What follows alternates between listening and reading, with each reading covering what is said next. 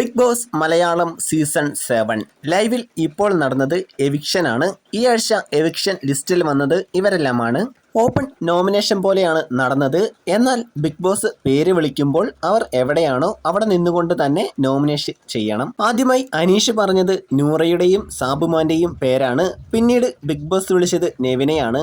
നെവിൻ പറഞ്ഞത് അനുമോളുടെയും സാബുമോന്റെയും പേരുകളാണ്. പിന്നീട് ബിഗ് ബോസ് ആര്യന്റെ പേരാണ് പറഞ്ഞത്.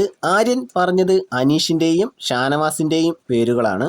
അടുത്തതായി നോമിനേറ്റ് ചെയ്യാനുള്ള അവസരം അനുമോൾക്കാണ്. അനുമോൾ പറഞ്ഞത് അക്ബറിന്റെയും നെവിന്റെയും പേരുകളാണ്.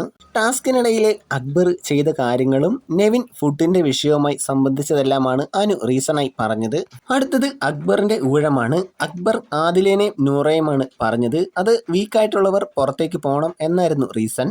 പിന്നീട് നൂറയുടെ ഊഴമാണ്. നൂറയുടെ പേര് വിളിച്ചതും എല്ലാവരും കൂടെ നൂറയുടെ അടുത്തേക്ക് ഓടി. അതുകൊണ്ട് തന്നെ നൂറ അവിടുന്ന് എണീറ്റ് പോയി. നൂറ നോമിനേറ്റ് ചെയ്തത് അക്ബറിനെയും ആര്യനെയുമാണ്.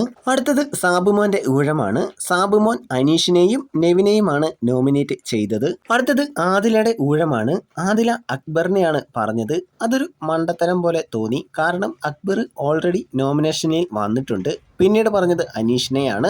അനീഷും ഓൾറെഡി നോമിനേഷനിൽ വന്നു. അടുത്തത് ഷാനവാസ് ആണ്. ഷാനവാസ് പറഞ്ഞത് ആര്യന്റെയും അനുമോളുടെയും പേരുകളാണ്.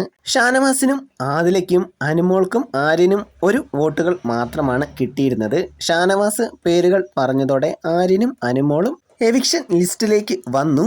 എവിക്ഷൻ ലിസ്റ്റിൽ പെടാത്തത് ഷാനവാസും ആദിലയും മാത്രമാണ്. അനീഷിനും അക്ബറിനും 3 വോട്ടുകൾ വീതം കിട്ടി. അതുകൊണ്ട് 2 പേര് അവിടെ സേവായി. അവർക്ക് 2 വോട്ടുകൾ കിട്ടിയില്ല.